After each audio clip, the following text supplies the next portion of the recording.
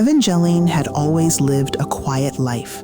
At 49, she had grown accustomed to the mundane rhythms of her days, tending to her garden, arranging the bookshelves in the small, cluttered library of her old house, cooking dinner for one. She didn't mind it. There was a peace in the solitude, a comfort. That was until the night she noticed something strange in the hallway mirror. It wasn't much at first, a small flicker, the faintest distortion in her reflection, like a shadow crossing her face. She dismissed it quickly, the trick of the light, she thought. But as the days passed, it became harder to ignore. At night, when she passed the hallway mirror, she swore her reflection lingered a little longer than it should. And every time she caught it, there it was, a faint smile on her face, one she hadn't made. The first night it happened, she stood frozen before the mirror, staring at the smile that wasn't hers, too wide, too empty. She reached a trembling hand up to her lips, only to feel the chill of the glass and the warmth of her own breath fogging the surface. "Just my imagination," she whispered to herself, turning quickly away. But every night after that, the smile grew, more pronounced, more deliberate. And each time she would walk past it, her reflection would remain, just a second longer than it should. Until one night, tonight, the reflection didn't just smile. It spoke. "Evangeline," it said, voice thick with familiarity. "I'm not the one in the mirror, am I?" Evangeline's blood ran cold. She froze, the hairs on the back of her neck standing up as the reflection in the glass shifted. "Look at me, Evangeline," it said again, its tone gentle but unnervingly confident. The reflection's eyes, they weren't hers. "You're not the one who's been here all this time, are you?" It was as if the reflection could see beyond the glass. "You know what I am." Evangeline's heart hammered in her chest. She backed away from the mirror, trying to tear her gaze away, but the reflection stayed, not moving, still, waiting. The smile was now gone, replaced with something colder, something expectant. "You shouldn't have come back," it whispered. The house, which had always felt so familiar, seemed suddenly foreign, alive in a way it hadn't been in years. A cold draft swept through the hallway, and Evangeline's pulse quickened. There was something wrong with this house, something wrong with her. "If you want to know the truth, subscribe," the reflection said, its voice now eerily quiet. "The truth is here, in the house, and in me." The mirror cracked as her reflection moved again, eyes locked with hers, the fragments of glass trembling in place, as if waiting for her next move. It will all be clearer soon. The days after that night passed slowly for Evangeline. The house felt different. It was as if the air had changed, thicker somehow, heavier. Each time she walked past the hallway mirror, the reflection wasn't just a mirror anymore. It was something else. The woman staring back at her had pale skin, hollow eyes, and a smile that never reached the eyes. Her name was Helena Duval, and Evangeline had learned this after searching through the attic. Dusty journals, old photographs, and letters tied in fraying twine told the story of a woman who had once lived in this very house, a woman who had died decades ago under mysterious circumstances. Helena had been the last member of the Duval family to live in the house. She was a woman of quiet elegance, known for her beauty and grace. But the rumors of her family's decline were whispered in the town. It was said that after the tragic death of her husband, Helena's mental state had deteriorated. She had begun to speak to herself, walking through the house at night, her eyes wide with terror, muttering about things unseen. Neighbors reported seeing strange lights coming from the windows late at night, and some said they heard her singing a haunting lullaby to an unseen child. But what had truly sealed her fate was the night of her death. The authorities said she died in a fire, the house burning down around her, yet there was no sign of struggle, no sign of escape. Her body was found in front of the hallway mirror, an odd, twisted smile on her face. No one had ever found out what happened to her that night, but Evangeline had. She had read every letter, every journal entry, and the truth, horrifying as it was, became clear. The fire had been no accident. It had been a ritual, a dark, desperate attempt to transfer her soul into the mirror, to escape the suffering of her own death. The mirror was a conduit, a way to trap her soul within its reflection. But it hadn't worked. Helena's spirit remained trapped in the glass, waiting for someone else, someone alive, to connect with her. Now, that someone was Evangeline. The reflection in the mirror hadn't been Helena's ghost at first. It was a broken image of herself, a version twisted, distorted, and malformed. But now, as the days passed, the image grew clearer. The hollow eyes stared at her with an unsettling intensity, the smile widening, too wide. And then the voice came, gentle but cold. "Evangeline." It whispered her name from the mirror, soft and inviting. "I've been waiting for you." Evangeline's heart raced each time she stood before the mirror. But now there was more than fear in her chest. There was curiosity, and something deeper, darker, a sense of inevitability. The more she looked, the more she saw Helena's face begin to match her own, a mirror image that no longer felt like a simple reflection. At night, when Evangeline couldn't sleep, she would hear faint whispers through the house. At first, she thought it was just the wind, the old beams creaking in their final years. But the whispering began to grow clearer, until one night she understood what was being said.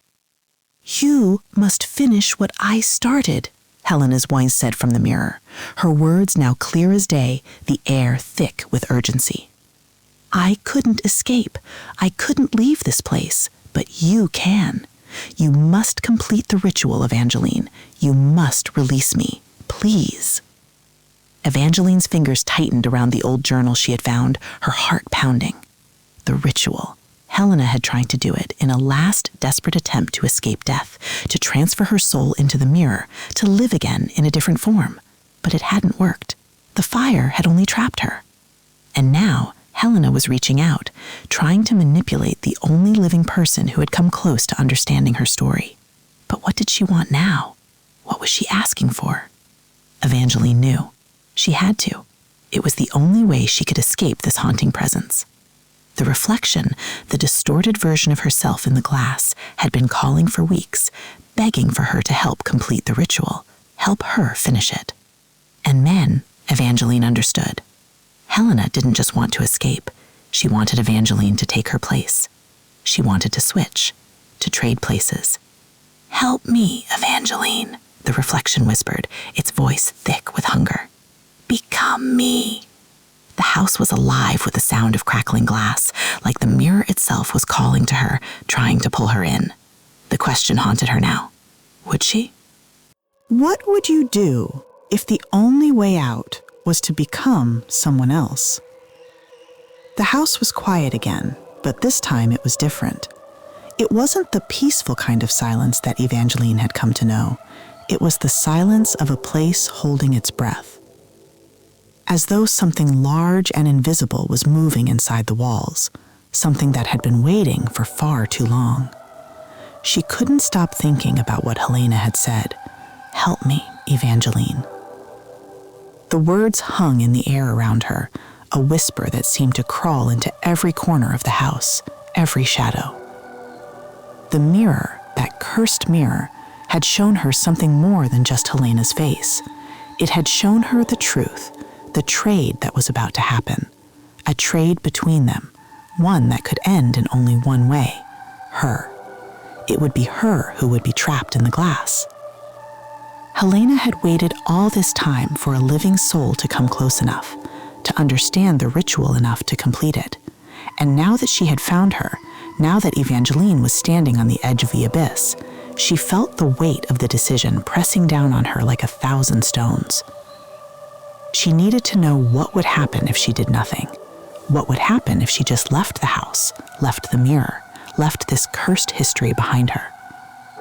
But every time she tried to leave, she felt it, felt her reflection, felt Helena's eyes on her, watching, waiting. It was as if the house itself had a hold on her, a quiet, suffocating grip that wouldn't let her go. The mirror, that cursed object, had been pulling at her, whispering to her, showing her things she didn't understand but felt in her bones. And then, there it was again, that face, the twisted, hollow reflection of her own face smiling back at her, the corners of its mouth stretching wider with each passing moment. "You know what I need," the voice whispered from the mirror. Evangeline's breath caught in her throat. The reflection in the glass was moving again. It wasn't just a simple mirror anymore. It had become something else, something dark and ancient that she could feel deep inside her soul. She reached out, her hand trembling as it hovered near the mirror's surface. For a moment, she thought she saw something else, something more than just Helena's twisted smile. She saw herself, or at least a version of herself, something that felt like her but wasn't quite right, a dark reflection of the woman she was, the woman she could become, the woman she was meant to become.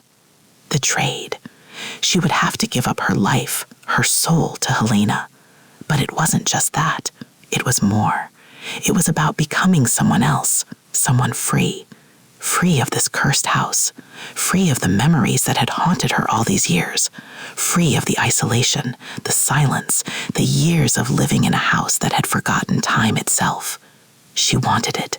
She wanted the release that Helena promised, the freedom from this life. But it came at a cost she wasn't sure she could pay. "It's so simple, Evangeline," Helena's voice whispered from the mirror, her smile now stretching into something almost kind. "You take my place, you free me, and I free you." Evangeline's pulse hammered in her ears, the words echoing in her mind. Take her place, free me, free you. The air in the room grew thick, suffocating. Every instinct screamed at her to turn away, to run, to never look at the mirror again, but she couldn't. She was trapped. Trapped by the choice she had made the moment she had walked into this house. Trapped by the curiosity, the longing for something more, for something beyond what she had known.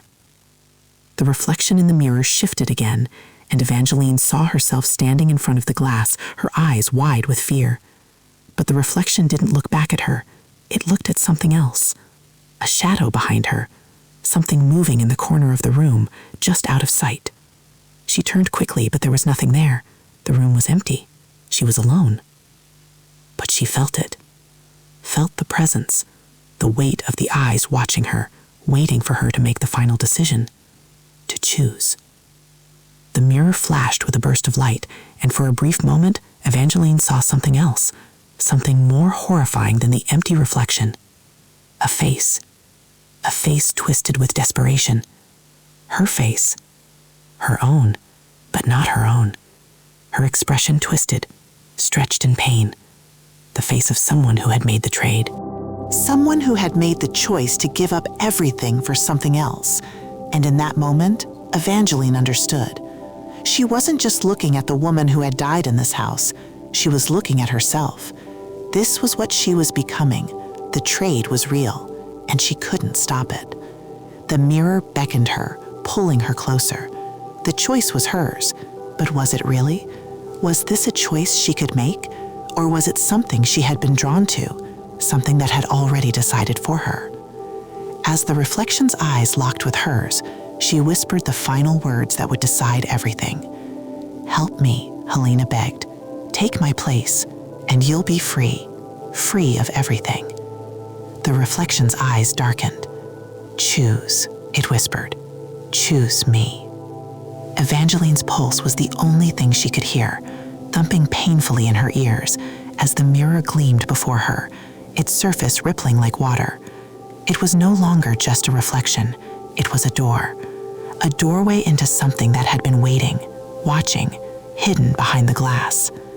She had always known there was something wrong with this house, something deep in the walls, in the creaking floors, in the silence that never seemed to settle. But now, staring at the twisted version of herself in the mirror, she understood the truth. She wasn't just living in this house. She was tied to it. The house had been waiting for her, and for the first time, she wondered if she had been waiting for it too. "You don't have to fear me, Evangeline," the voice came again, this time softer, more comforting. "I am you." The words seeped into her mind like thick honey, sticky and suffocating. But they weren't just words, they were something more, something older, something deeper. The reflection in the mirror tilted its head, as if considering her, studying her with an unnatural interest. "You were born here," the voice continued, in this very room. Evangeline stepped back, shaking her head, trying to dismiss the voice, but it was too late. It had already begun to weave itself into her thoughts, pulling out memories she hadn't thought of in years. The night she had left this house, the night she had escaped its grip, the way she had looked back at the crumbling structure from the safety of her car, the house sitting there like a dark sentinel, watching her leave. But why did she leave? Evangeline couldn't remember. And the more she tried, the less she was able to grasp the truth. The voice in the mirror filled the silence again, but now it wasn't just speaking, it was showing her. Memories flashed before her eyes, vivid and strange, like fractured pieces of a broken puzzle. She was no longer standing in her living room staring at the reflection. She was there, in the past. The house was younger then, its walls still strong, still whole, but it was already different, already alive. She saw herself as a child, playing alone in the garden, running through the overgrown grass with a smile that never reached her eyes. She saw her mother, standing in the window, staring out at the street, watching, waiting, but never coming out. She saw her father, sitting in the dark, whispering things to the walls, his eyes hollow and distant. And then there was the night the house had called her back. She had come back, hadn't she? She had stood at the door, listening to the silence that spoke to her in a language only she could understand. And when the door opened, there had been someone standing there, but not someone she recognized. It was a woman, tall and thin, with pale skin and hollow eyes. She had smiled too wide, too empty, and her voice had been soft, but sharp, like it was cutting through Evangeline's very soul. "You've come home," the woman had said. "We've been waiting for you, Evangeline. You are the last one."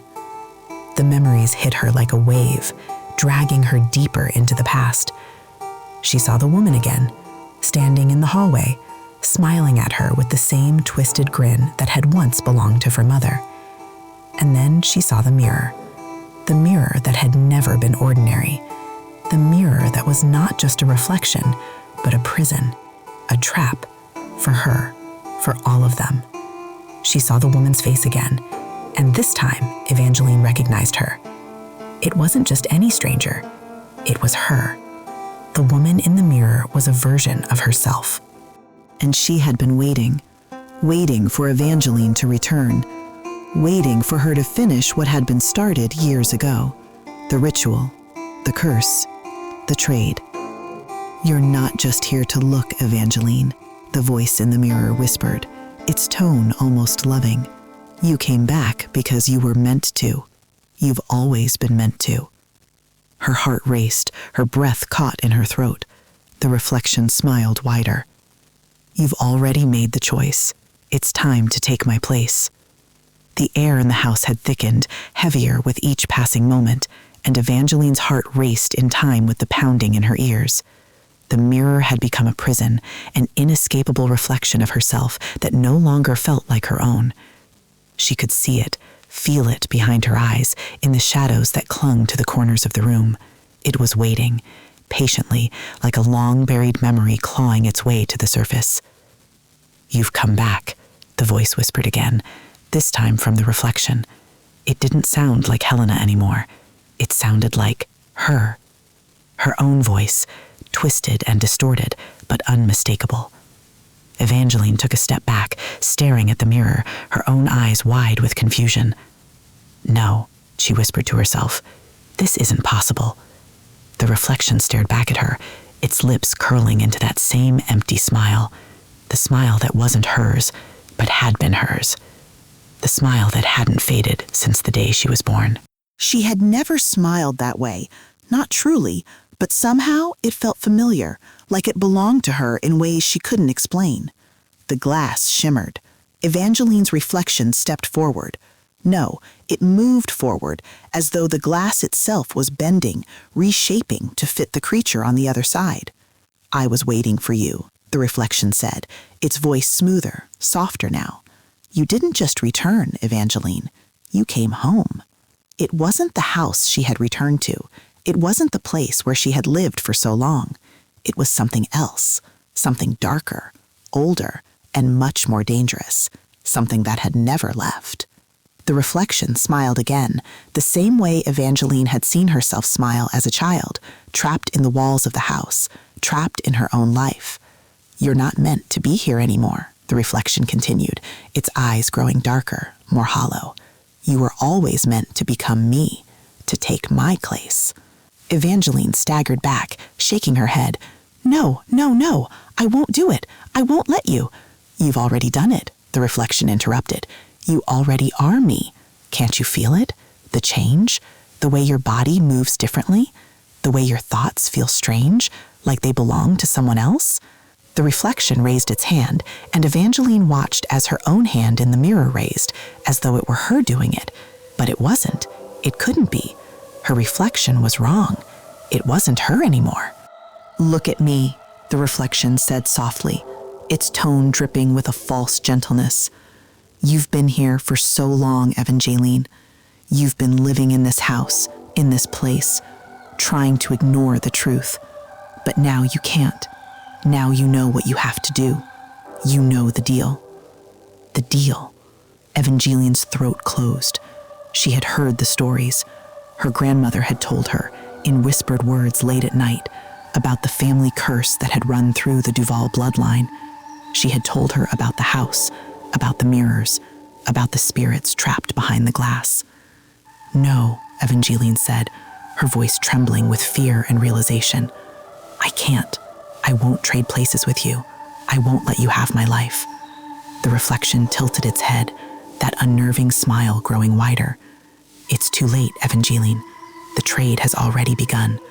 The only question is..." The reflection's eyes narrowed, its lips pulling back in a grin too wide, too dark. "Which version of you will stay?" The house groaned, its walls shifting as if responding to the words. A low, mournful sound echoed through the halls, and Evangeline felt the temperature drop, the room growing colder, darker. She couldn't breathe. She couldn't move. All she could do was stare at the reflection in the mirror as it reached out toward her, its hand stretching past the surface, as if the glass had become nothing more than a doorway, a door she could not escape. "Don't look away," the reflection whispered, its voice tightening, becoming more insistent. "Look at me. I'm you. I'm the one you've always been, the one you'll always be." "No!" Evangeline shouted, but it was too late. The reflection's hand touched her cheek, and as it did, she felt a sharp jolt, a coldness that struck deep inside her chest. Her heart stopped. Time stopped. The house stopped breathing. The reflection smiled, and the last thing Evangeline saw before everything went dark was her own face staring back at her. Except this time, it wasn't a reflection. It was real. Have you ever wondered if the reflection you see is really you, or just something pretending to be? Evangeline felt herself slip into darkness, her vision blurring as the reflection in the mirror pressed closer to her. She could no longer tell where the reflection ended and where her own skin began.